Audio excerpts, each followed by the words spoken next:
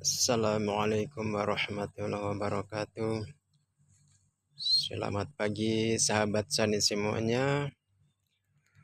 Pada pagi hari ini saya memberikan tips kepada sahabat semua untuk memperbanyak anakan pisang. Di sini ada dua cara yang saya kemukakan. Yang pertama adalah mencari bibit yang memang calon anakannya banyak. Cara yang kedua adalah memberikan pupuk, terutama pupuk organik atau pupuk yang lain. Tapi kalau saya menggunakan pupuk organik, yaitu dari NPK itu tentu harus, tapi kita perbanyak unsur P-nya yaitu fosfat, karena tujuan daripada unsur fosfat ini adalah untuk memperbanyak anakan pisang. Kemudian dari apa bahannya? Adapun bahannya adalah kita bisa ambil dari bonggol pisang yang telah kita panen. Karena apa? Bonggol pisang itu merupakan terminal nutrisi bagi pisang. Sehingga nantinya kalau kita aplikasikan di tanaman pisang, itu nanti akan memperbanyak anakan pisang. Kemudian khusus kami di Sulawesi, itu jarang sekali orang itu memperbanyak anakan itu dari polybag, tapi langsung dari indukannya. Nah, di sini saya mempunyai indukan 8 untuk persiapan ke lahan baru. Itu ada 8 pohon. 8 pohon. Kemudian sekarang saya panen sudah sekitar 80 lebih anakan. Jadi kurang lebih dalam jangka waktu 4 bulan lebih itu sudah 80-an. Bahkan ada anakan pisang saya sampai 18 dalam satu pohon. Itu saya panen pada saat indukannya sedang mengeluarkan buah atau buahnya sudah kelihatan setelah saya potong jantungnya. Dan di sini salah satunya adalah anak pisang saya yang anakan pertama ini.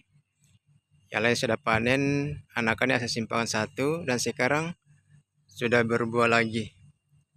Sudah mengeluarkan jantung. Ini sehat. Yang lain itu saya panen ke lahan baru.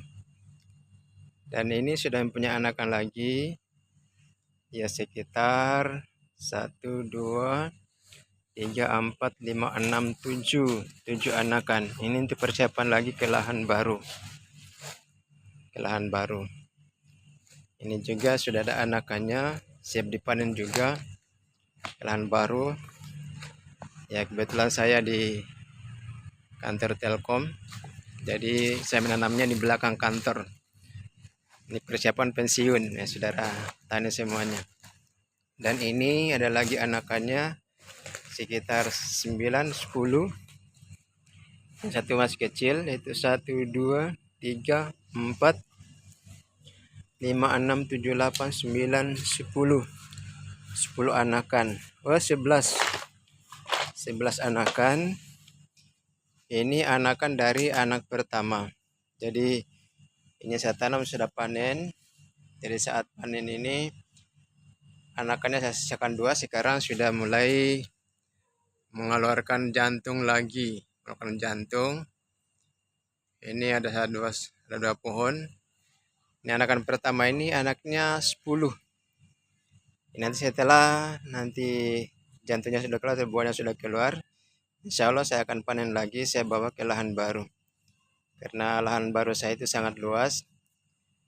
Kemudian saya kerja sendiri, jadi cara menanam secara bertahap. Ini lagi jantungnya juga sudah keluar. Ini pisang raja sudah keluar. Ini ada anakannya, ini ada 1, 2, 3, 4, 5 anakan yang sudah sebagian sudah siap panen. Kemudian ini pisang saya yang saya pernah panen pertama 6. Kemudian panen kedua 12 anakan. Saat panen itu pas indukannya sudah lepas jantung. Jadi indukannya sudah panen, buahnya besar walaupun anakannya saya panen sekitar 18, itu sementara berbuah. Ini dua lagi muncul setelah panen. Ya saya kira ini anakannya habis, ternyata muncul lagi dua. Ini walaupun saya panen anakannya sampai 18, tapi buahnya tetap besar-besar. Bahkan orang melihat itu ya kagum luar biasa. Tidak ada di pasaran seperti itu. Kemudian yang ini juga, ini anakan pisang saya yang indukannya ya tanam pertama sudah lapuk, sudah hancur. Yang besar ini adalah anakan pertama yang saya sisakan karena sebagian dia saya langsung panen bawa di lahan baru. Ini anakannya lagi ada 1, 2, 3, 4, 5, 6 anakan baru ya, 6 anakan baru.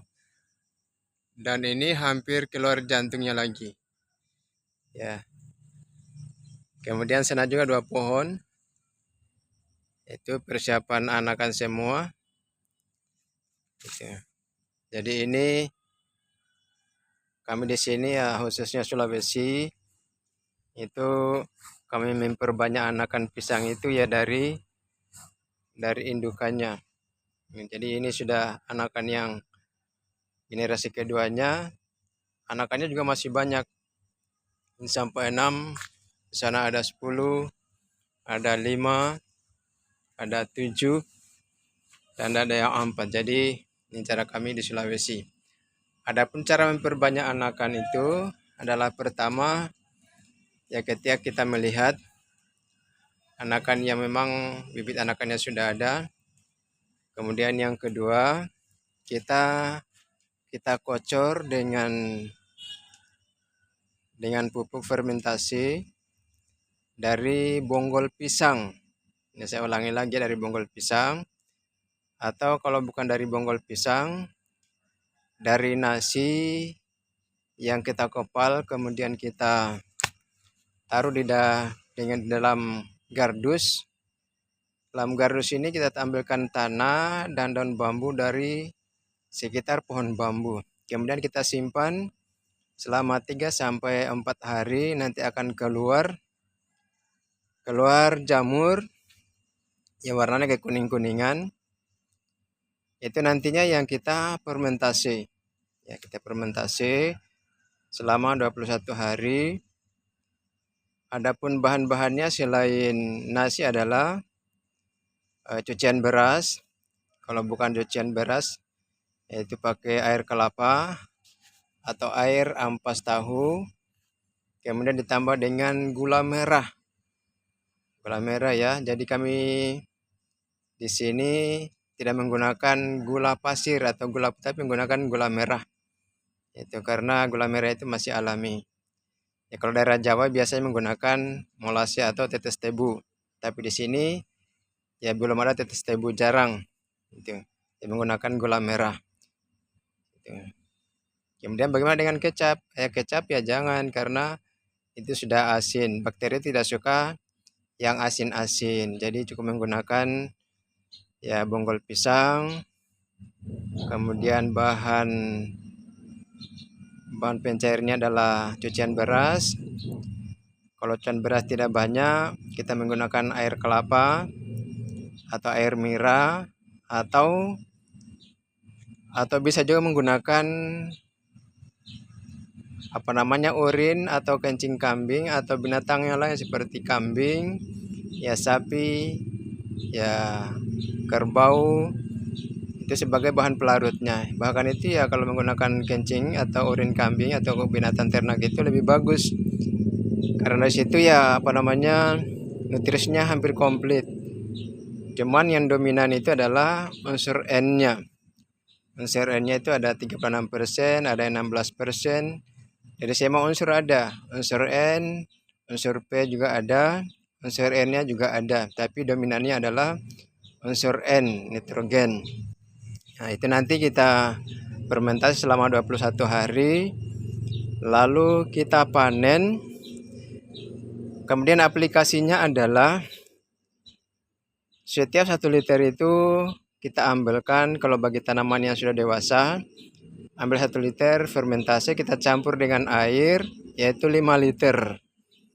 Tapi kalau tanaman kita masih muda atau yang kecil-kecil, ya perbandingannya 1 bagi 10 liter. Jadi 1 liter ya fermentasi itu bahan fermentasi 1 liter, kita ambilkan air 10 liter, baru kita kocorkan pada tanaman kita yang masih muda atau yang kecil-kecil. Nah, itu saja penjelasan dari saya untuk sahabat tani semuanya, terutama bagi pemula tentunya. Kenapa saya meluncurkan seperti ini, resep seperti ini, karena menggunakan takaran-takaran yang seperti mililiter dan lainnya itu sangat kesulitan, karena saya juga pertama itu sangat kesulitan bagaimana perbandingannya. Setelah dia banyak penjelasan dari para sahabat semuanya, nah ternyata yang paling gampang itu menggunakan liter. 1 liter banding 5 liter, atau bagi tanaman yang masih muda yaitu 1 banding 10 liter. Tapi jangan khawatir para sahabat semuanya, karena namanya bahan alami atau bahan organik atau mol, itu ya tidak berbahaya, itu dia semakin pekat itu semakin bagus. Terus bagaimana dengan tanaman? Tanaman itu bebas mengambil sendiri sesuai kebutuhannya. Itu begitu bedanya antara organik dengan kimia. Jadi kimia itu ya takarannya harus pas, tapi kalau organik itu bebas. Tinggal tanaman sendiri mengambil sesuai kebutuhannya, jadi tidak berbahaya. Demikian sahabat tani semuanya, semoga bermanfaat, umur panjang semuanya, rezeki yang melimpah, selamat dunia dan akhirat. Assalamualaikum warahmatullahi wabarakatuh.